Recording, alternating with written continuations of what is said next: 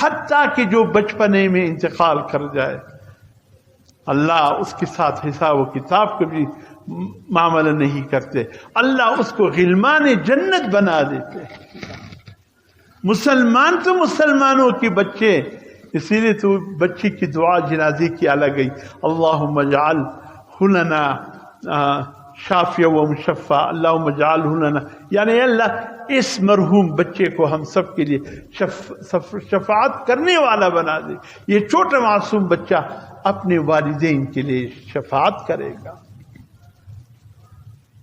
بچے کے انتقال پر حضور صلی اللہ علیہ وسلم نے والدین کو فرمایا خوشخبری ہو آخرت کے لیے، یہ بچہ تمہارے لیے شفاعت کرنے والا بن کر چلا گیا،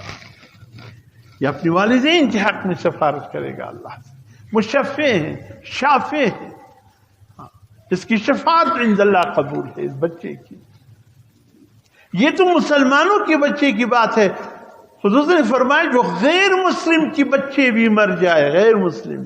ہندو کے بچے، عیسائی کے بچے، یہودی کے بچے، کسی بھی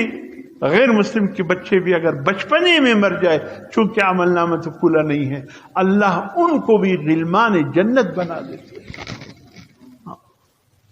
اللہ ان کو دوزخ میں نہیں ڈالتے جب تک جوانی میں قدم نہ رکھے، جب تک عمل نامہ نہ کھلے، اس وقت تک حساب کتاب کا مرحلہ شروع نہیں ہوتا۔